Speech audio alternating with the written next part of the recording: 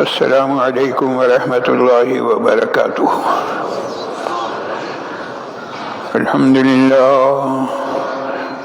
للہ نحمده ونستعینه ونستغفره ونؤمن به ونتوکل علیہ ونعوذ باللہ من شرور انفسنا ومن سیئات اعمالنا، من يهده الله فلا مضل له ومن يضلله فلا هادي له، ونشهد أن لا إله إلا الله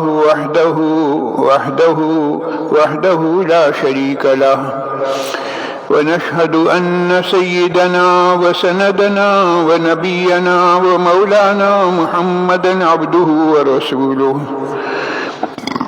صلی اللہ تعالی علی خیر خلقہ محمد وعلی آلہ وصحبہ اجمعین،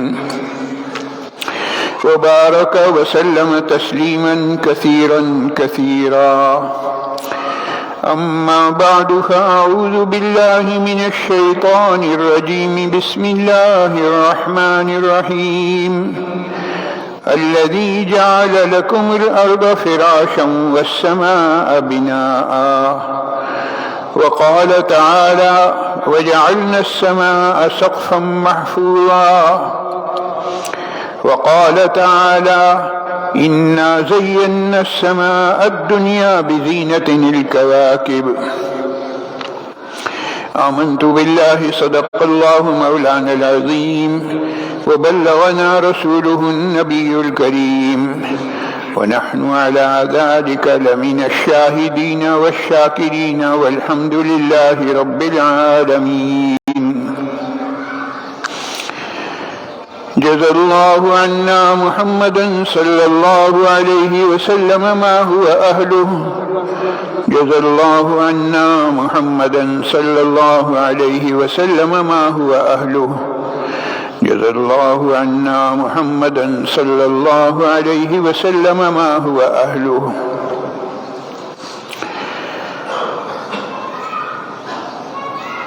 حاضرین کرام، قرآن کریم کی دو تین مختلف جگہوں سے آیات میں نے آپ کے سامنے تلاوت کی ہیں۔ ان آیات کریمہ کی روشنی میں آج جس موضوع پر گفتگو کرنی ہے وہ یہ ہے کہ ہمیں کیوں پیدا کیا گیا، ہماری پیدائش کا مقصد کیا ہے۔ انسان کی پیدائش کا مقصد ہمیں معلوم ہونا چاہیے۔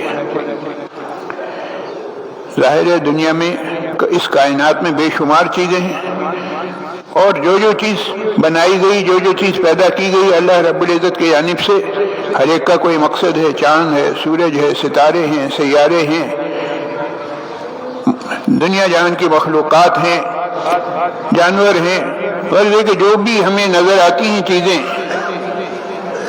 وہ کیوں پیدا کی گئی ہیں، ہر ایک کی پیدائش کا کوئی نہ کوئی مقصد ہے، اور بہت سی چیزوں کی پیدائش کا مقصد سمجھ میں آتا ہے، نظر آتا ہے، لیکن مجھے کیوں پیدا کیا گیا، آپ کو کیوں پیدا کیا گیا، انسان کی پیدائش کا کیا مقصد ہے، اس پر تھوڑا سا گفتگو کی ضرورت ہے، اس کو تھوڑا سا سمجھنے کی ضرورت ہے۔ پہلی آیت جو میں نے آپ کے سامنے تلاوت کی، اس میں اللہ رب العزت نے ارشاد فرمایا الذی جعل لکم الارض فراشا والسماء بناء۔ اللہ تعالیٰ نے زمین کو بنایا فرش، تمہارے لیے ایک فرش ہے، اور آسمان کو اللہ تعالیٰ نے جیسے کہ ایک عمارت ہے، ایک سائبان ہے۔ کائنات اس پر ہم نظر ڈالیں تو یہ ایک سجے ہوئے محل کی مانند ہے۔ قرآن کہہ رہا ہے وَجَعَلْنَا السَّمَاءَ سَقْفًا مَحْفُوظًا، ہم نے آسمان کو ایسی چھت بنایا جو بڑی محفوظ ہے، اور پھر عموماً چھت کو برقرار رکھنے کے لیے پلرز کی ضرورت پڑتی ہے، ستون کی ضرورت پڑتی ہے۔ فرمایا بغیر عمد ترونہا، یہ وہ چھت ہے جو بغیر پلرز کے ہے، بغیر ستون کے ہے۔ پھر ایک اور جگہ ارشاد فرمایا انا زینا السماء الدنیا بزینۃ الکواکب، ہم نے یہ جو آسمان دنیا نظر آ رہا ہے اس کو مزین کیا ہے، خوبصورت بنایا ہے۔ کس طریقے سے؟ ستاروں کے ذریعے سے۔ مختلف قسم کی لائٹیں ہیں یہاں پر، روشنیاں ہیں، چاند ہے، سورج ہے، ستارے ہیں، یہ تمام چیزیں اللہ تعالیٰ کی پیدا کی ہوئی ہیں۔ اور یہ تمام چیزیں اللہ تعالیٰ نے کیوں پیدا کی ہیں؟ انسانی ضروریات ہیں، انسانی ضروریات کی تمام چیزیں اللہ تعالیٰ نے عطا فرما دی، اور پھر اس کے علاوہ یہ محل بنایا انسان کے لیے۔ تو گویا ساری کائنات کا تذکرہ ہے کہ اس کو اس کام کے لیے بنایا، اس کو اس کام کے لیے بنایا، اس کو اس کام کے لیے بنایا۔ اب رہ جاتا ہے آخر میں انسان، کہ انسان کو کیوں بنایا؟ فرمایا انسان کو اس لیے بنایا ہے تاکہ وہ اللہ کی عبادت اور بندگی اختیار کرے۔ کہنے والے نے کہا ہے عبادت نہ انبیاء کی، نہ اولیاء کی، نہ مشائخ کی، کسی کی بھی عبادت نہیں ہوگی، نبی کی بھی عبادت نہیں ہوگی، اولیاء اللہ کی بھی عبادت نہیں ہوگی، اور مشائخ کی بھی عبادت نہیں ہوگی۔ عبادت کس کی ہوگی؟ اس کے متعلق کہنے والا کہہ رہا ہے کہ ہے ذات واحد عبادت کے لائق، زبان اور دل کی شہادت کے لائق، اسی کے ہیں فرما اطاعت کے لائق، اسی کی ہے سرکار خدمت کے لائق۔ پتھر، آگ، پانی، چاند، سورج، ستارے، آسمان، زمین، یہ سب کے سب اللہ تعالیٰ نے انسانوں کے خادم کی حیثیت سے بنائے ہیں۔ زمین پر آپ کو قابو حاصل ہے، اور کیسا قابو حاصل ہے؟ قرآن کہہ رہا ہے هو الذی جعل لکم الارض ذلولا، ہم نے زمین کو تمہارے لیے ذلیل بنا دیا۔ اگر یہاں پر ذلیل کا لفظ استعمال ہوتا تو ذلیل کے معنی ذلیل کے ہی ہیں، لیکن بجائے ذلیل کے ذلول استعمال کیا ہے۔ ذلول جو ہے وہ مبالغہ کا صیغہ ہے کہ ہم نے تمہارے لیے زمین کو انتہائی ذلیل بنا دیا ہے۔ ایسا ذلیل کہ اس سے زیادہ ذلیل کوئی نہیں ہو سکتا۔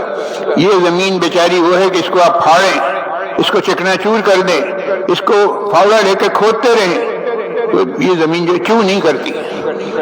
جو چاہے اس کے ساتھ سلوک کرو، اس کی زبان سے کوئی ایک لفظ نہیں نکلتا، کچھ بولتی نہیں ہے۔ پھر ایک اور چیز ہے، ایک کہلاتی ہے عبادت اور ایک کہلاتی ہے تعظیم۔ عبادت اور تعظیم میں بہت فرق ہے۔ کسی چیز کی تعظیم کا اگر حکم ہو تو اس کی عظمت بجا لائی جائے، اس کی تعظیم کی جائے۔ کیوں؟ اس لیے کہ اللہ کا حکم ہے، خانہ کعبہ کی تعظیم کرو، مسجدوں کی تعظیم کرو، قرآن کریم کی تعظیم کرو، انبیاء علیہ السلام کی تعظیم کرو۔ ان سب کے لیے حکم کیا ہے؟ تعظیم کا حکم ہے، عبادت کا حکم نہیں ہے۔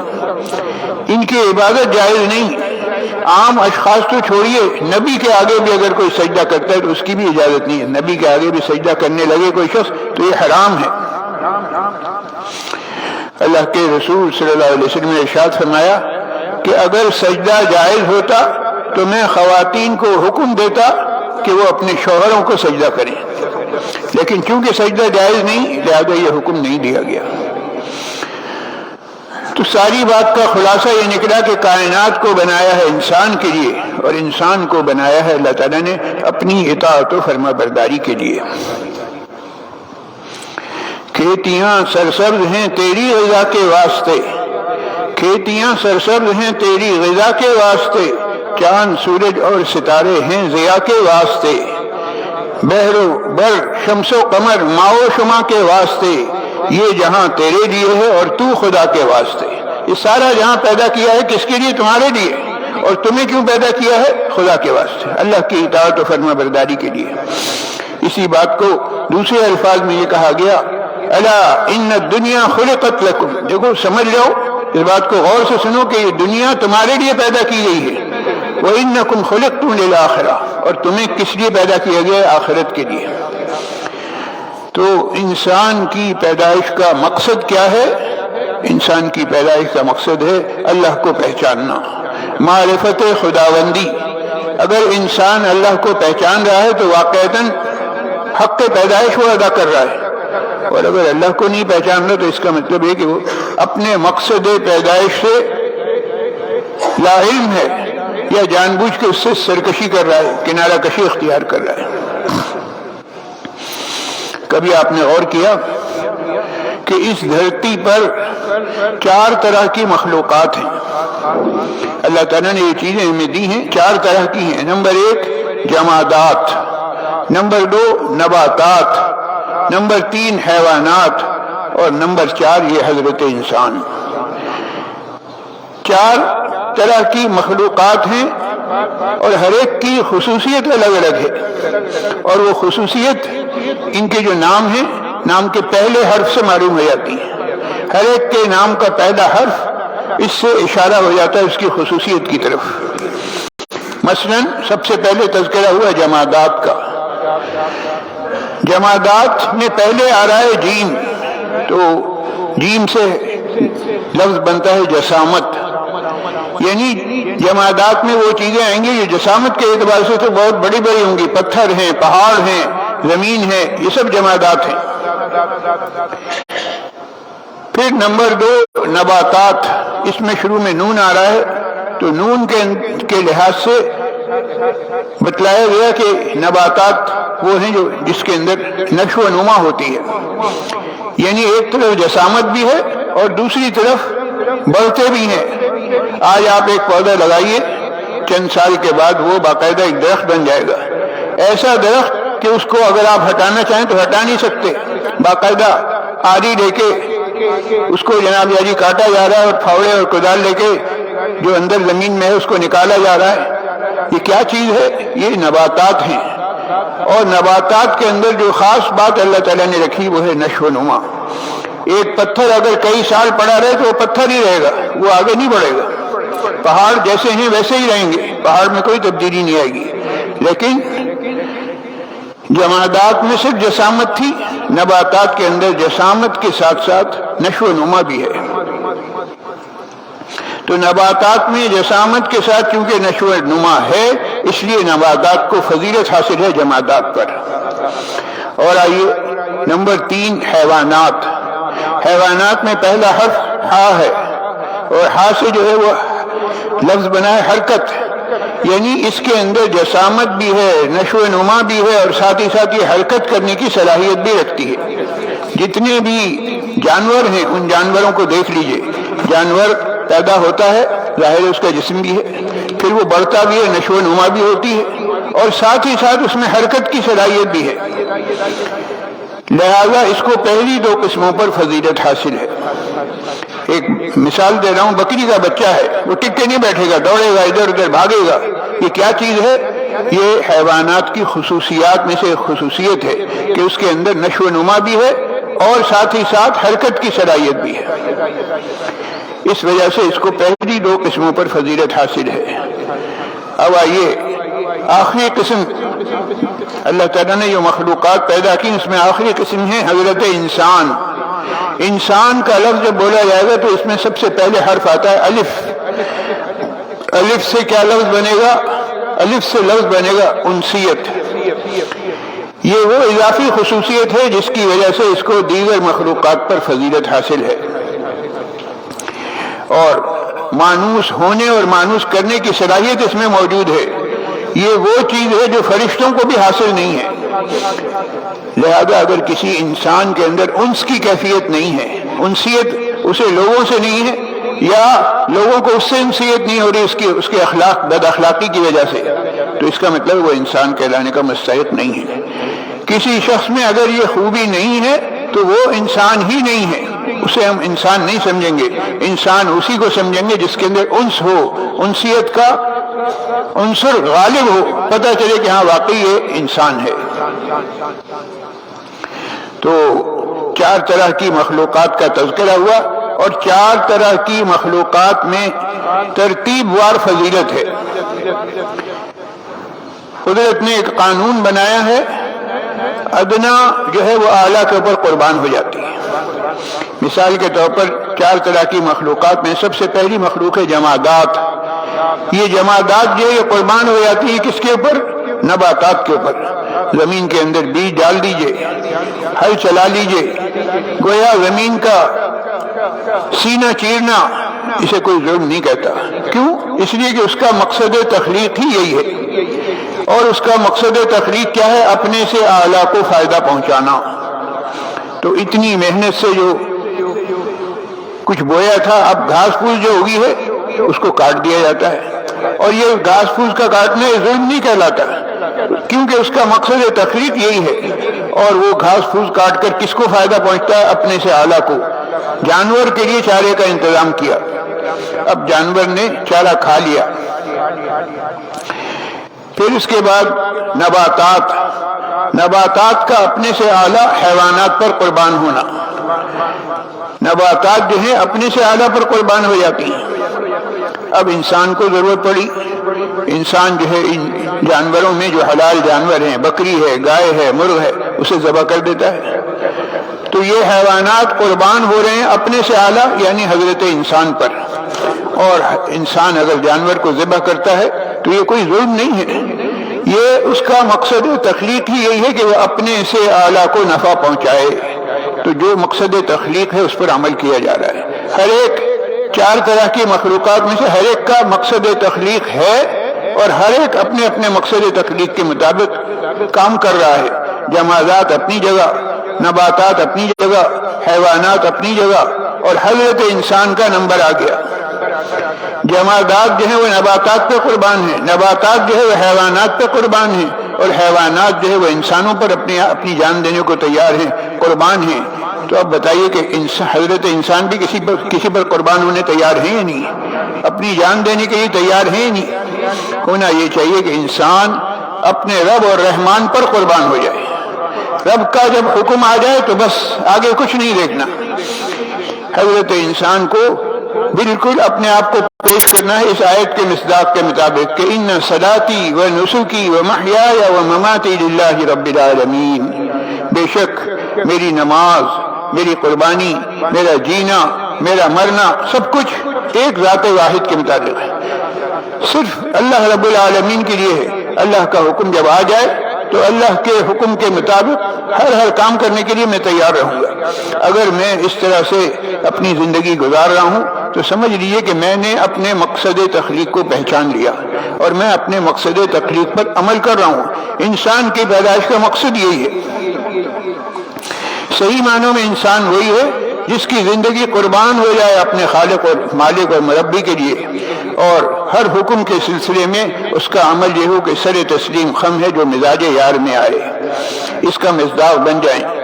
نہ کھانا نہ پینا، ورنہ تو دیکھا جائے تو کھانا پینا اور شہوت کو پورا کرنا یہ سارے کام تو جانور بھی انجام دیتے ہیں۔ تو جانور میں اور انسان میں اگر فرق ہے تو صرف یہی ہے کہ جانور صرف کھاتا ہے، صرف پیتا ہے، صرف شہوت کو پورا کرتا ہے، اور انسان اس سے اگلا کام بھی کرتا ہے کہ اپنے آپ کو، اپنی زندگی کو اس طرح سے گزارتا ہے جس طرح سے گزارنا چاہیے، جس طرح سے اس کے خالق اور مالک نے کہا ہے اس طرح سے اپنی زندگی گزار کر یہ ثابت کرتا ہے کہ میرا مقصد پیدائش یہ ہے۔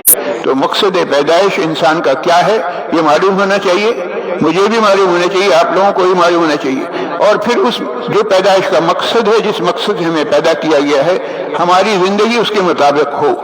اگر ہماری زندگی اس کے مطابق ہے تو سمجھا جائے گا کہ ہم اپنے مقصد پیدائش سے نہ صرف یہ کہ واقف ہیں بلکہ اس کے مطابق زندگی گزار رہے ہیں، اور اگر خدا نخواستہ ہماری زندگی اس کے مطابق نہیں ہے تو یا تو ہم اپنے مقصد پیدائش سے ناواقف ہیں یا واقف ہونے کے باوجود سرکشی کر رہے ہیں۔ دونوں صورتوں میں جرم ہے۔ ایک شخص اگر یہ کہتا تھا مجھے تو معلوم ہی نہیں تھا، تو معلوم نہ ہونا یہ بھی جرم ہے۔ جی عام حالات میں دیکھ لیجئے، روڈ پر یا دنیا میں جتنی بھی اصول قاعدے بنائے گئے ہیں، تو کوئی شخص اگر یہ کہتا تھا مجھے پتہ نہیں تھا، یہ پتہ نہ ہونا یہ بھی ایک جرم ہے۔ ایک شخص رانگ سائڈ آ رہا ہے اور اس کا چالان ہو جاتا ہے، وہ کہتا تھا اچھا یہاں مجھے پتہ نہیں تھا کہ یہاں ون وے ہے۔ تو بھائی آپ کو پتہ کیوں نہیں ہے؟ پتہ ہونا چاہیے کہ یہاں ون وے ہے، یہاں جو ہے آپ رانگ سائڈ نہیں آ سکتے۔ تو قانون کا علم نہ ہونا یہ بھی ایک بہت بڑا جرم ہے. قانون کا علم بھی ہونا چاہیے اور اس کے مطابق عمل بھی ہونا چاہیے. یہ چند گزارشات مجھے پیش کرنی تھیں انسان کے مقصد پیدائش سے متعلق. اب آئیے چھوٹی سی گزارش آخر میں ایک اور ہے. اسلامی تقویم کے لحاظ سے، اسلامی کیلنڈر کے لحاظ سے اس وقت جو مہینہ چل رہا ہے، اس مہینے کا نام ہے ماہ رجب المرجب. رجب کے معنی عظمت والا، تعظیم والا یہ مہینہ ہے. اور اس کو تعظیم آج یا سرکار دو عالم صلی اللہ علیہ وسلم کی تشریح آوری کے بعد سے نہیں ہے، شروع سے اس کی تعظیم اللہ تعالیٰ نے 4 مہینے حرمت والے بتلائے ہیں، احترام والے ہیں. اس میں سے ایک مہینہ رجب کا بھی ہے. تو رجب کا مہینہ احترام والا مہینہ ہے، حرمت والا مہینہ ہے. اور رجب کے مہینے میں کیا کرنا چاہیے ہمیں؟ ماہ رجب شروع ہو چکا ہے. سب سے اچھی بات تو یہ ہوتی کہ ہم جیسے ہی رجب کا آغاز ہوتا ہے اسی وقت یہ کام کرتے، لیکن اگر بالفرض ہم نے اس وقت نہیں کیا تو آج بھی کر سکتے ہیں. اور ابھی پورے رجب کے مہینے میں یہ کام کر سکتے ہیں. کیا کام؟ وہ کام جو اللہ کے رسول صلی اللہ علیہ وسلم نے کیا.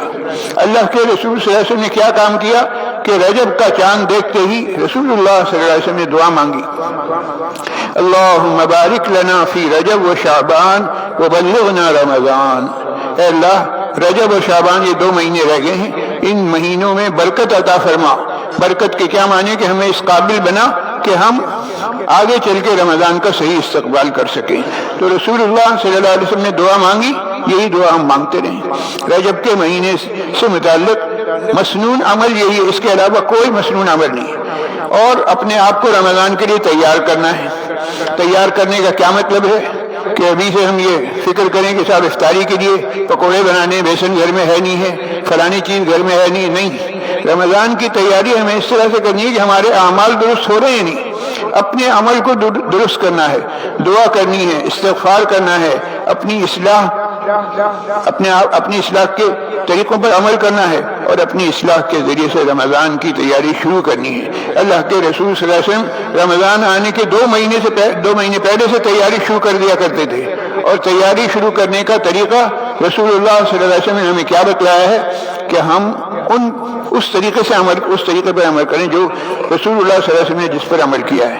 ہمارے ہاں رجب کا مہینہ جب آتا ہے تو بے شمار چیزیں وہ عوام میں کہنا چاہیے نظر آتی ہیں جن کا دین سے، شریعت سے کوئی تعلق نہیں.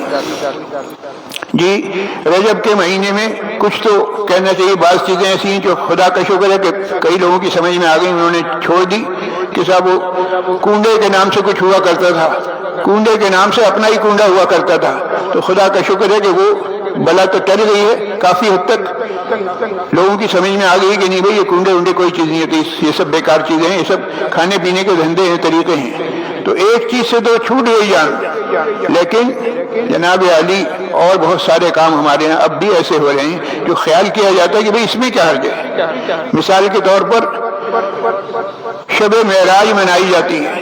شب معراج منانا یہ کوئی قرآن حدیث سے ثابت نہیں ہے. ٹھیک ہے، اللہ کے رسول صلی اللہ علیہ وسلم معراج پر تشریف لے گئے تھے. اب ایسے موقع پر کہنے والا کہتا ہے صاحب اگر ہم اس رات جاگ لیں تو کیا اس میں کیا حرج ہے؟ بھائی حرج یہ ہے کہ حدیث سے ثابت نہیں ہے، قرآن سے ثابت نہیں ہے، اللہ کے رسول صلی اللہ علیہ وسلم کے عمل سے ثابت نہیں ہے. لہذا جو ثابت نہیں ہے ہم اپنی طرف سے اختراع کریں، نئی بدعتوں کو رائج کریں، ہرگز نہیں. تو شب معراج کوئی منانے کی چیز نہیں ہے. اور اسی طرح لوگ اس سے بڑھ کر آگے یہ کرتے ہیں کہ صاحب رات کو جاگ لیے دوسرے دن روزہ رکھ لیا. تو بھائی روزہ تو پورے رجب کے مہینے میں رکھیے، شعبان کے مہینے میں رکھیے، بڑی اچھی چیز ہے.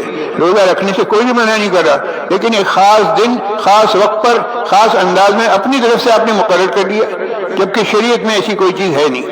شریعت میں ایسی کوئی چیز نہیں ہے کہ شب معراج منائی جائے.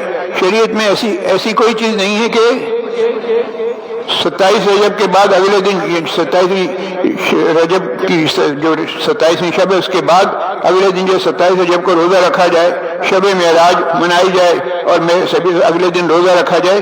یہ باتیں قرآن اور حدیث سے ثابت نہیں ہیں. جو باتیں قرآن حدیث سے ثابت نہیں ہیں ہمیں ان پر عمل نہیں کرنا. اور میں نے عرض کیا کہ اپنے جملے کو دہرانے کی ضرورت محسوس کر رہا ہوں کہ آپ کو روزہ رکھنے سے منع نہیں کیا جا رہا، آپ کو رات جاگنے سے منع نہیں کیا جا رہا. لیکن رات جاگنا ہے تو بھائی روزانہ جاگیں، وہ بڑی اچھی بات ہے، اور روزہ رکھنا ہے تو روزانہ رکھیں۔ اللہ کے رسول صلی اللہ علیہ وسلم رمضان کی تیاری کس طرح کرتے تھے کہ رجب کے مہینے میں بھی روزے زیادہ رکھتے تھے، شعبان کے مہینے میں بھی روزے زیادہ رکھتے تھے۔ بڑی اچھی بات ہے، روزے رکھیں۔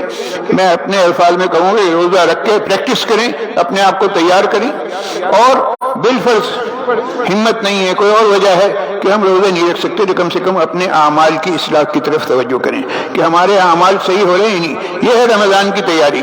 رمضان کی تیاری کا طریقہ یہ ہے کہ اپنے اعمال کو درست کرنے کی فکر کریں۔ جب ہم اپنے اعمال کو درست کرنے کی فکر کریں گے تو انشاءاللہ العزیز ہمارے اعمال درست ہوں گے، انشاءاللہ العزیز ہم رمضان کی صحیح تیاری کر سکیں گے۔ اللہ کے رسول صلی اللہ علیہ وسلم نے ہمیں جو طریقے بتلائے ان طریقوں پر ہم عمل پیرا ہوں گے۔ اور میں نے عرض کیا کہ دعا مانگیں گے، اللہم بارک لنا فی رجب و شعبان وبلغنا رمضان، یا اللہ رجب اور شعبان میں برکت عطا فرما۔ برکت کا کیا مطلب ہے؟ یا اللہ ہمیں ہماری صحت بھی ٹھیک رہے، ہمارے حالات بھی درست ہیں، تمام چیزیں موافق آ جائیں، ہم خیر و عافیت کے ساتھ رمضان تک پہنچ جائیں۔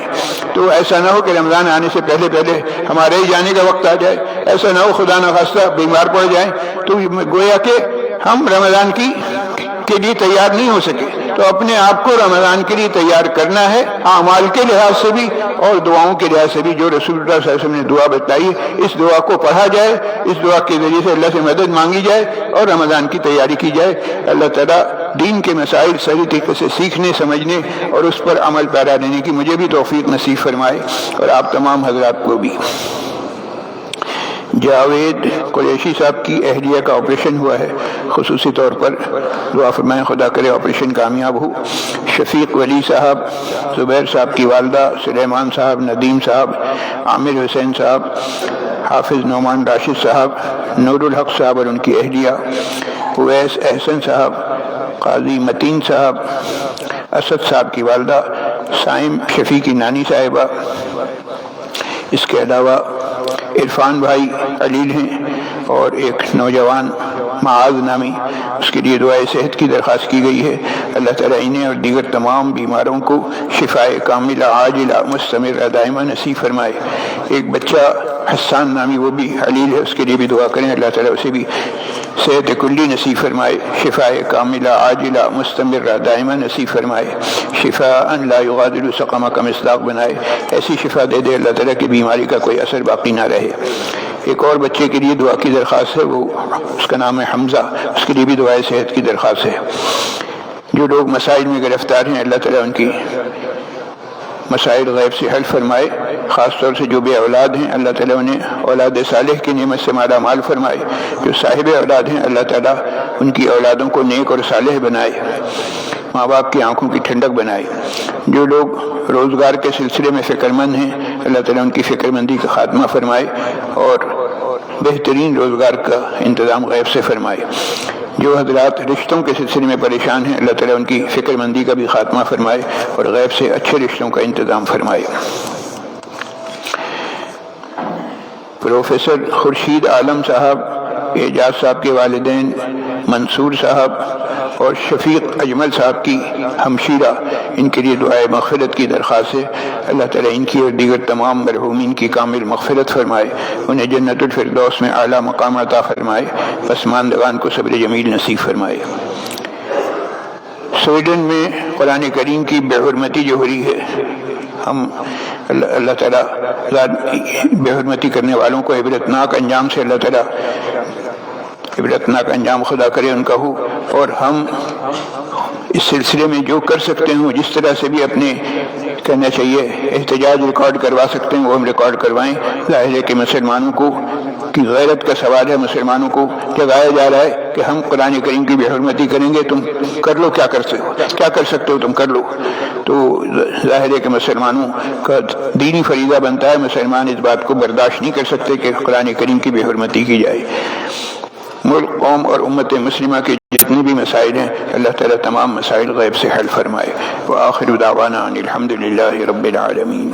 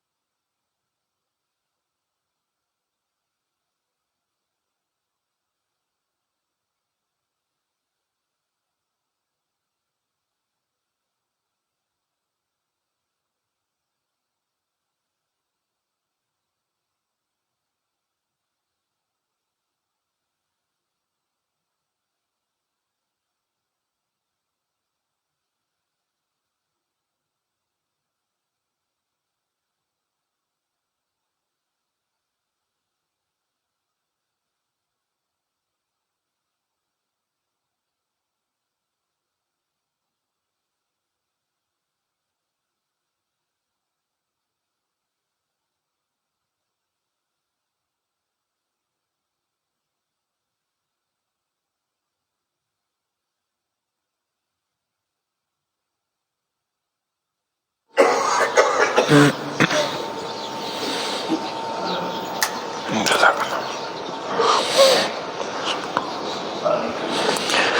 الله.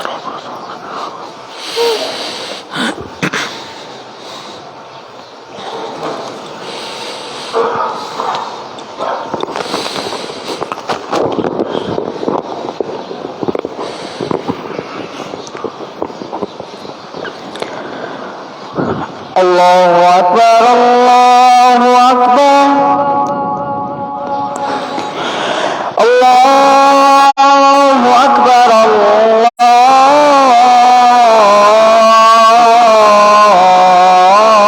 الله أكبر. أشهد أن لا إله إلا الله.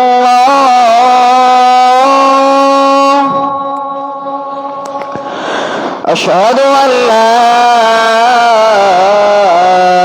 إله إلا الله.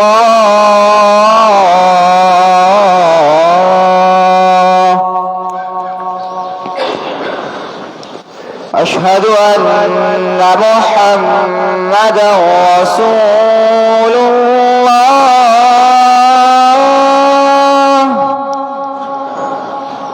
أشهد أن محمدا رسول الله.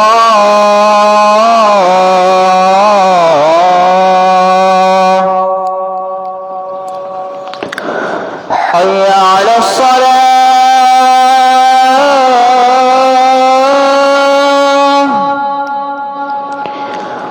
حي على الصلاة.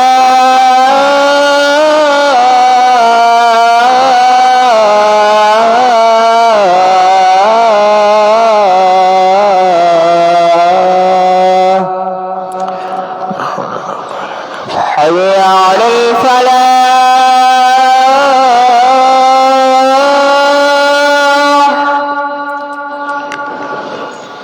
حي على الفلاح.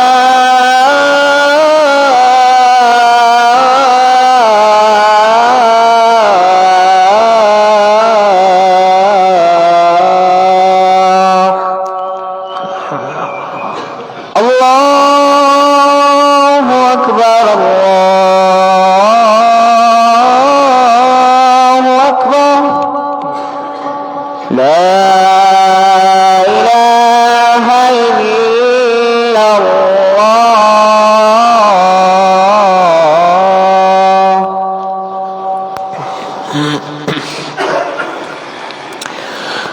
الحمد لله. الحمد لله علي الذات عظيم الصفات سمي السمات كبير الشان جليل القدر رفيع الذكر مطاع الأمر جلي البرهان فخيم الإثم غزير العلم وسيع الحلم كثير الغفران جميل الثناء جزيل العطاء مجيب الدعاء أميم الإحسان سريع الحساب شديد العقاب أليم العذاب عزيز السلطان. ونشهد أن لا إله إلا الله وحده لا شريك له. ونشهد أن سيدنا ونبينا ومولانا محمدا عبده ورسوله أرسله بالحق بشيرا ونذيرا بين يدي الساعة. من يطع الله ورسوله فقد رشد ومن يعصيهما فإنه لا يضر إلا نفسه ولن يضر الله شيئا. أعوذ بالله من الشيطان الرجيم. يا أيها الناس اتقوا ربكم إن زلزلة الساعة شيء عظيم يوم ترونها تذهل كل مرضعة عما أرضعت وتضع كل ذات حمل حملها وترى الناس سكارى وما هم بسكارى ولكن عذاب الله شديد. يوم يقول الله لمن الملك اليوم لله الواحد القهار.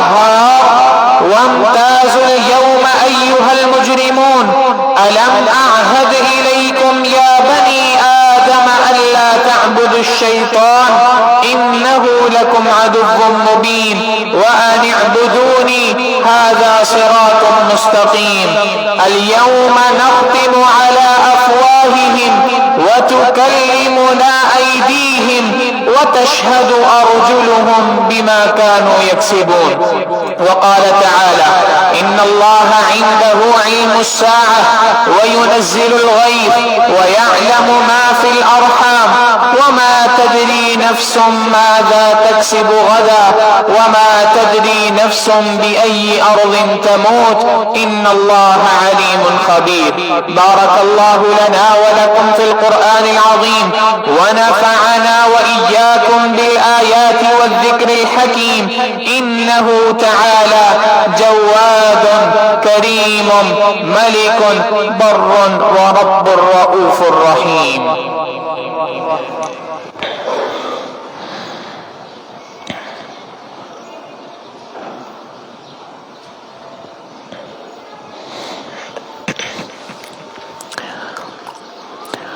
الحمد لله وكفى وسلام على عباده الذين اصطفى.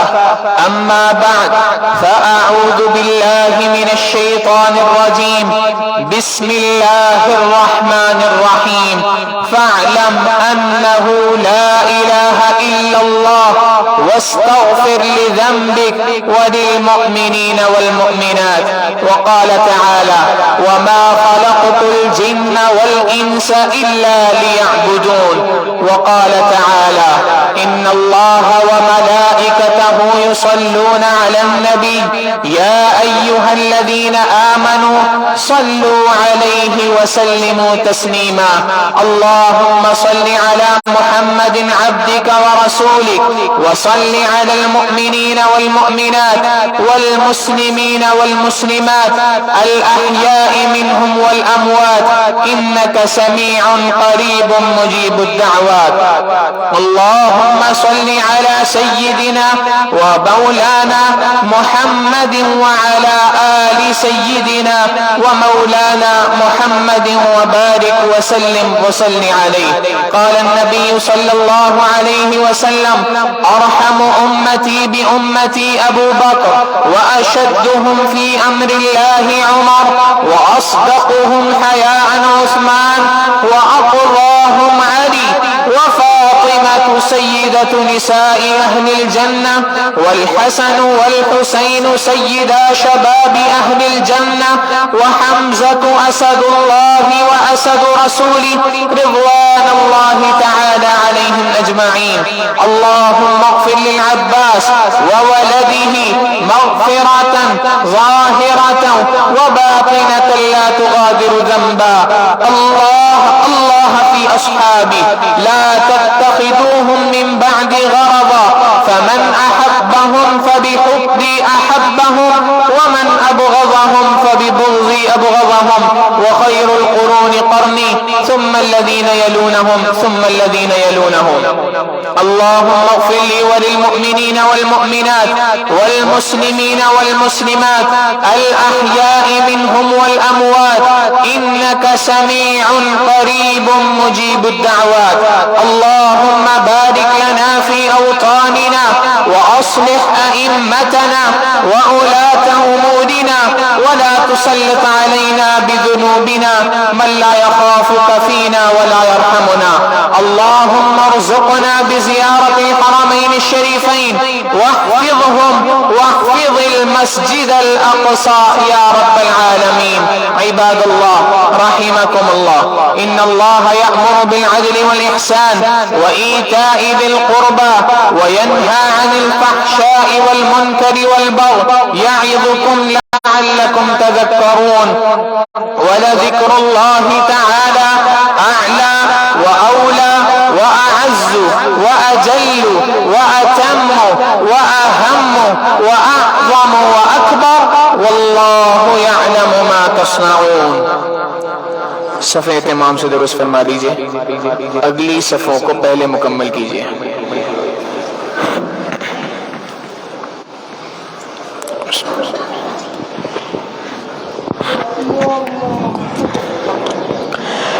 الله أكبر الله أكبر الله أكبر الله أكبر. أشهد أن لا إله إلا الله أشهد أن لا إله إلا الله. أشهد أن محمد رسول الله أشهد أن محمد رسول الله. حي على الصلاة حي على الصلاة حي على الفلاح حي على الفلاح. قد قامت الصلاة قد قامت الصلاة. الله أكبر الله أكبر لا إله إلا الله. الله أكبر.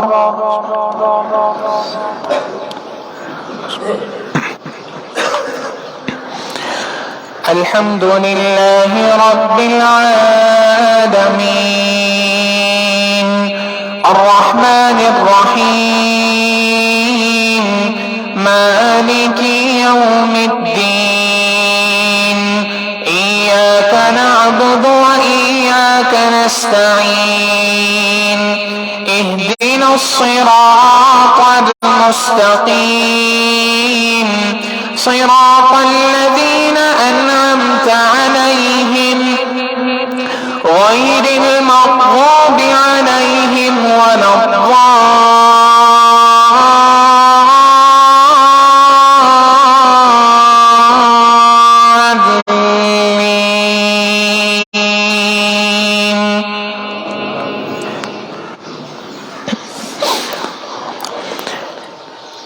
لو أنزلنا هذا القرآن على جبل لرأيته خاشعا متصدعا من خشية الله.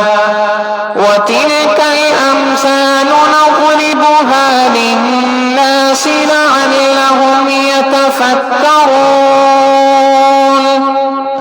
هو الله الذي لا إله إلا هو عالم الغيب والشهادة هو الرحمن الرحيم.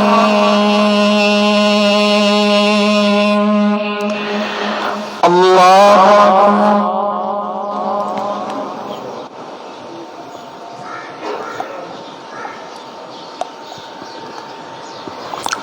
سمع الله لمن حمده.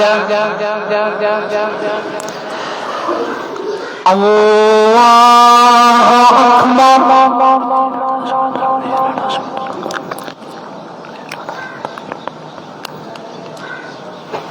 الله أكبر. الله أكبر.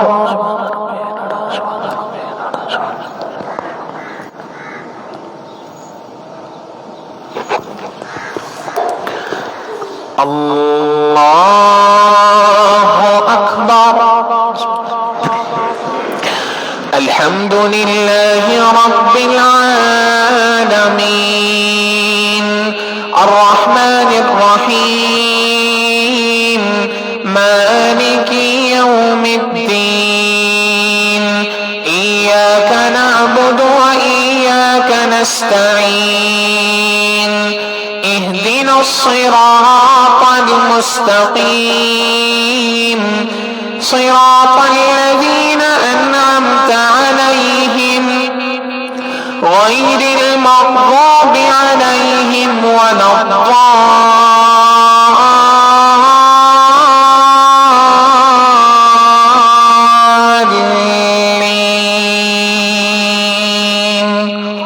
آمين. هو الله الذي لا إله إلا هو الملك القدوس السلام المؤمن المهيمن العزيز الجبار المتكبر. سبحان الله عما يشركون. هو الله الخالق البارئ المصور له الأسماء الحسنى الأسماء الحسنى يسبح له ما في السماوات والأرض وهو العزيز الحكيم. الله أكبر.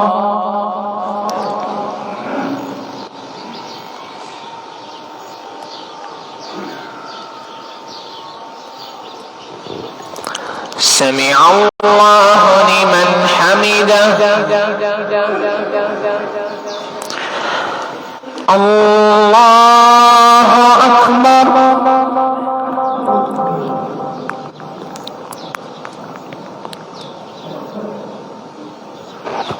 الله أكبر. الله أكبر.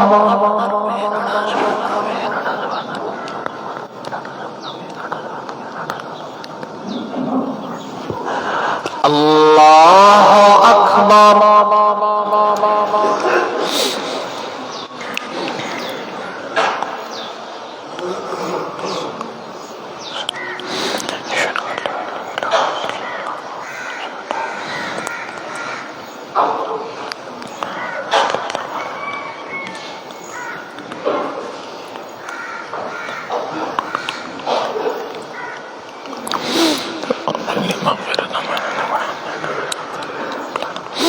من أزواجنا وذرياتنا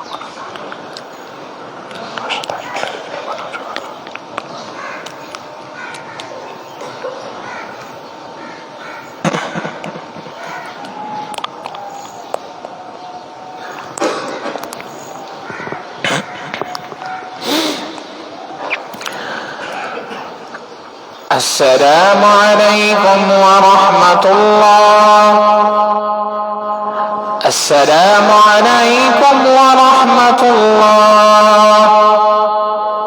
الله أكبر. استغفر الله استغفر الله استغفر الله.